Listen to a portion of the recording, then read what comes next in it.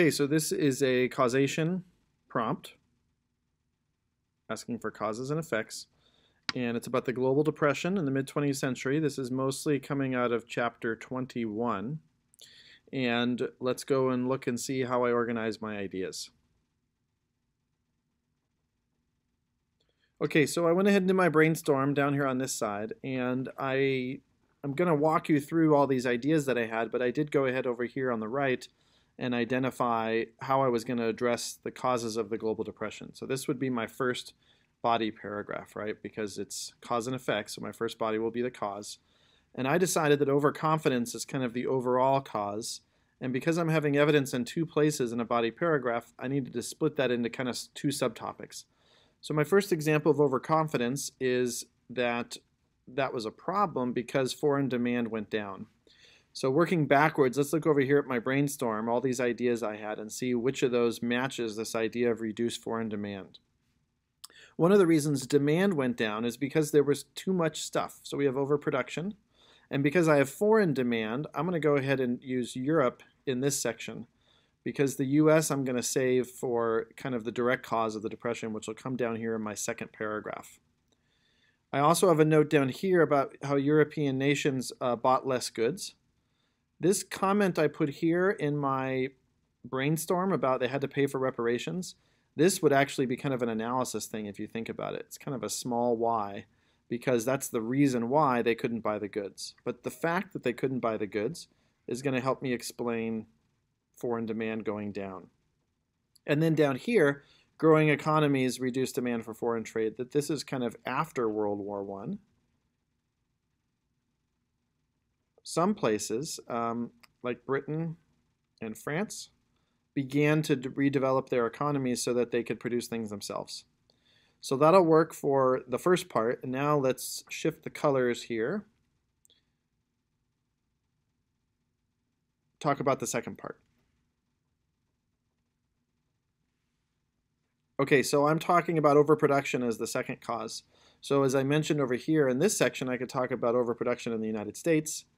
I could also explain why that happened with a demand for consumer goods. Okay, this might end up being the small y. We'll see. And then another reason that happened was because of the another issue about the depression is the overproduction caused a stock market panic. Because when a company produces too many things, let's say there's too many cars, then their profits are going to go down because they can't make any money if they're not selling them. And the profits going down causes people to want to sell their stocks, which causes the price of the stock to go down, and that's kind of the mechanism of the Great Depression. So let's look at the next slide and see what that looks like for analysis. Right, so just what this looks like for my causes.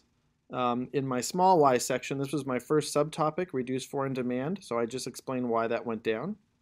And in my second topic, I had overproduction. And why did they produce too many things? You know, this could be related to overconfidence or something.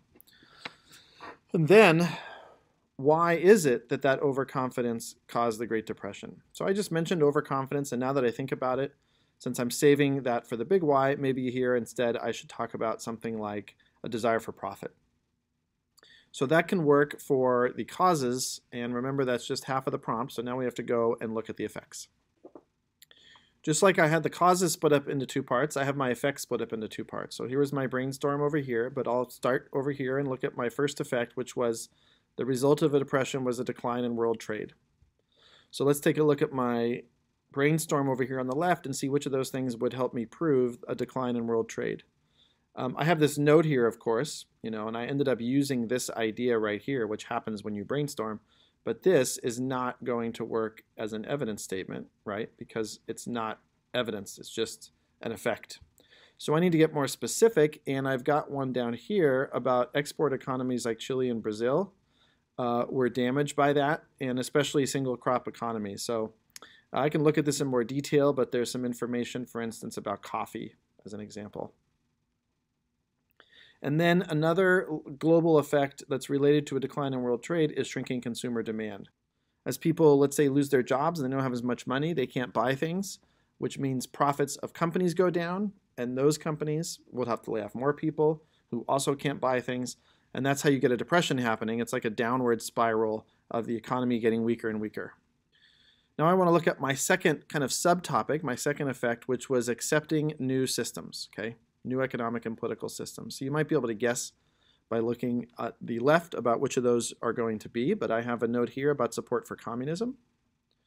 And certainly in the USSR, which has already had its revolution, it becomes more popular after the Depression, because in these places, and even in totalitarian governments, they're able to present a kind of a Western-style democratic capitalism as being a weak system because of this depression.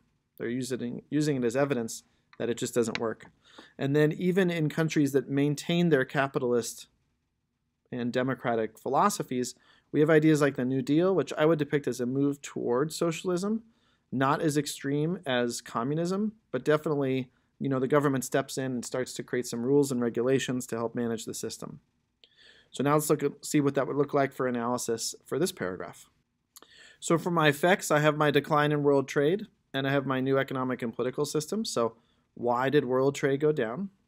And why did people accept new systems? And my overall idea was the Great Depression weakened capitalism. So I'm going to be talking in this section about why, in the big picture sense, capitalism was weakened. I might talk here about how there were weaknesses in the system overall, whereas here I might talk more specifically and more narrowly about the problems people had in places like Germany and Italy and in America that would explain why they would look for new systems. So that's kind of what the analysis looks like, and on this next slide I can just show you an outline, and feel free to pause here if it'll help you with your preparation. So here's my overall outline. This would be my first body paragraph. This would be the cause, right? And then this would be my second body paragraph. And again, I'm not writing the entire essay for you. I'm not giving you an outline for everything. It's a structure that might work, and if you choose to use this, you'll need to fill in this analysis here to kind of round out the essay and give a nice complete answer to this causation prompt. Hope that helps your preparation for the essay and for your study.